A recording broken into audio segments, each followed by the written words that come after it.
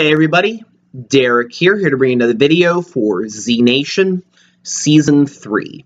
And what I want to do in this video is revisit Murphy's powers and kind of see how I think these powers affect humans that he bites and how I think that is going to progress in Season 3's story. If you are not caught up with Z Nation and you do not want to be spoiled in any way, then I would exit the video now and come back later, because otherwise you will be spoiled.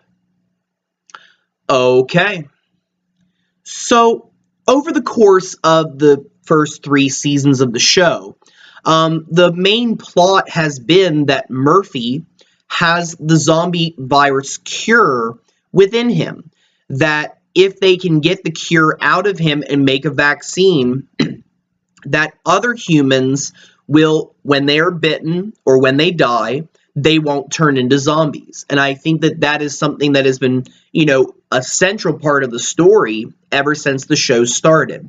But as we've progressed and as we looked at Murphy, we have seen that perhaps he has more than just the zombie cure inside of him, that he may also possess other powers, and I think it's pretty clear that based on the story, he does. Because we have seen that Murphy has telekinetic powers over zombies and individuals that he either bites, gets his blood inside of, or gets some other bodily fluid inside of them, that he can, in a sense, control them. And Season 2 really focused more on the zombie side of that storyline, because we saw that with Murphy, with the zombies, he was able to control them just with his mind. He didn't have to do anything else to them. He can, in a sense, prevent zombies from attacking people. He can, in a sense, make them follow him, make them do things. He made 2 zombies make out and swing around on a stripper pole in the Season 2 premiere. So he can make zombies do different things just based on his own powers.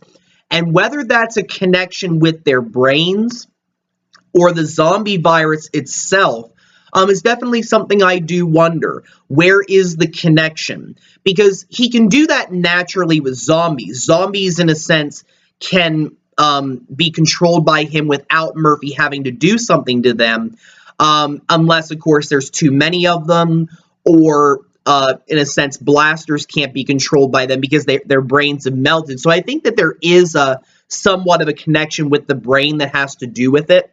And he can also feel their pain when they are being, hurt, killed, something. He can feel their pain. So obviously he has these powers with zombies. And we explored that over the course of Season 2. But we've also been looking at Murphy's effects on humans.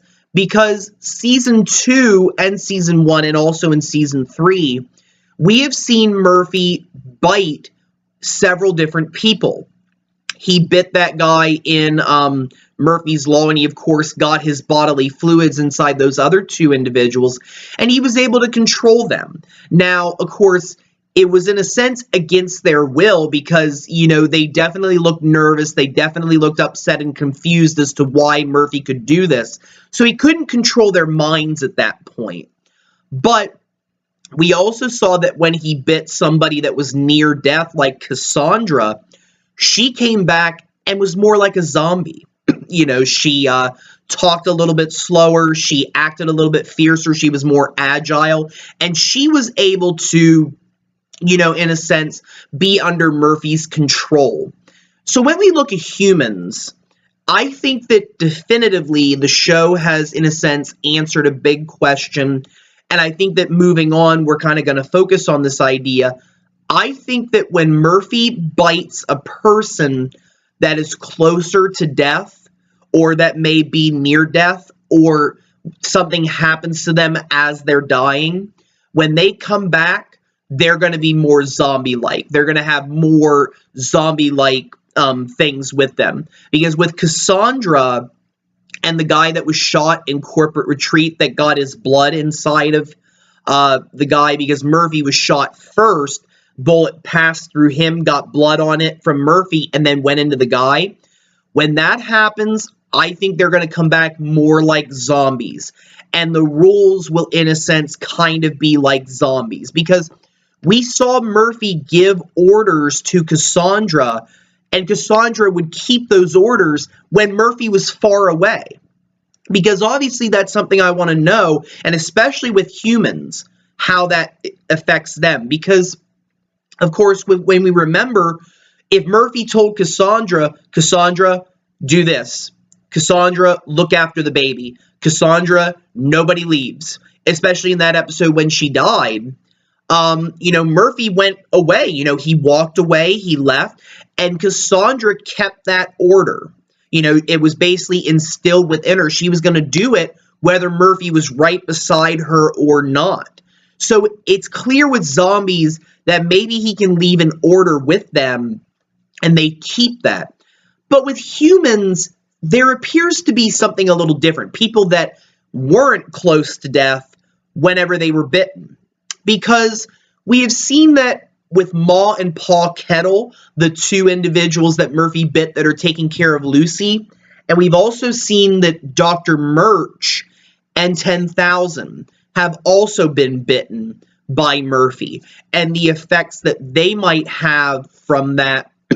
I think throughout season 3, now that Dr. Murch has been reintroduced into the story, I think she's going to explore that a little bit. I think she's going to look at just how much does Murphy have over the control of humans, and does there need to be more control over them than anything else? Because I do wonder that. Because with zombies, obviously, when there were too many of them, he couldn't really control them. So I have to wonder if he would bite too many humans and they would be all around him. If maybe after a while it wouldn't work as strongly on them. That's hard to say, but I think that it's definitely a big question. Does the proximity matter, and does the bite, where the bite is, matters? Because I think there are a couple different theories on that. I've had several discussions with a couple of people on here about this topic, and I think you guys have very great, wonderful ideas about this. I think that in a sense, a little bit of everything that we're saying is right, and I think that as the show goes on, they're going to explore that and nail the rules down. But here's my thoughts on it. I personally think that Murphy has a harder time controlling humans than he would zombies, just based on the way the humans are. And part of me thinks, if you go back to Ma and Pa Kettle, okay, the individuals that were taking care of Lucy, how Murphy bit them on the cheek, I think that the bite mark does matter. I know some people were saying, no, it doesn't. And maybe in the next couple of episodes, we might find out, no, it really doesn't. But I think it does. Because when Murphy bites people on the cheek, I think that in a sense that is almost like a direct line to the individual's brain, maybe. That when he bites that person, the bite mark is the origin, the source that Murphy can use to basically exert control over the person. And perhaps where the bite mark is where he controls them the strongest. Because think about it. These two individuals, when Murphy met them, they, had no quarrels about taking care of a baby. They just didn't want to take care of a zombie baby. So then Murphy bites them. And what I think happened was he basically, had control over them and said, take care of this baby. And if you want to know the truth, if proximity matters, I think it's Lucy that is now controlling them.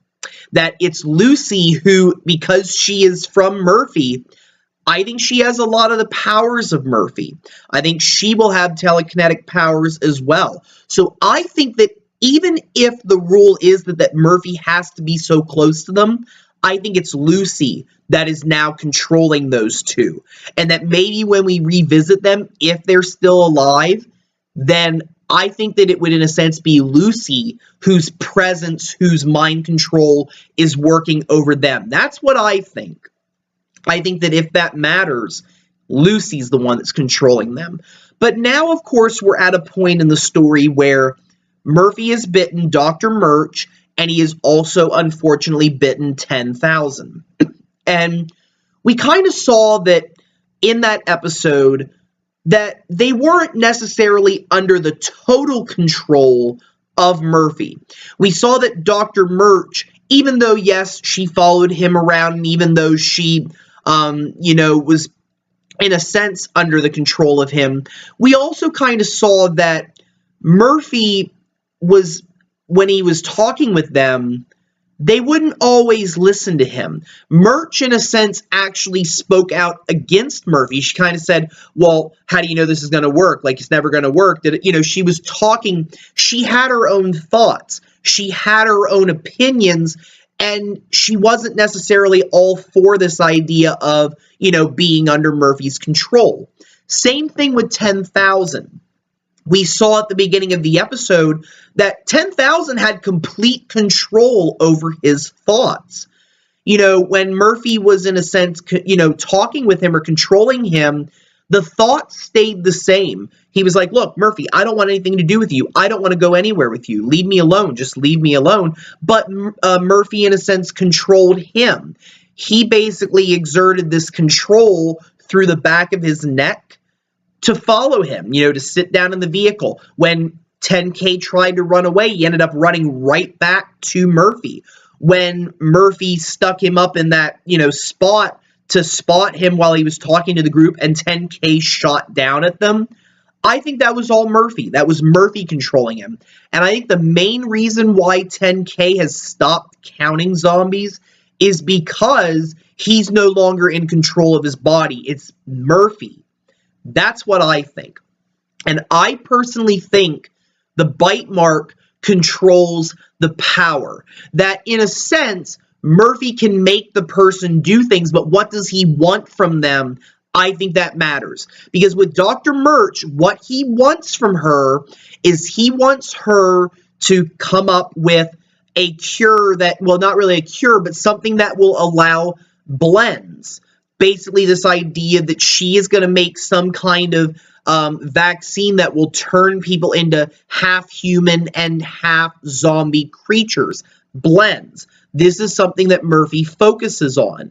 So I think that because he bit her on the cheek, when he exerts power over her, which I think he has to do more effort to do, I think that he's going to have a direct line to her mind.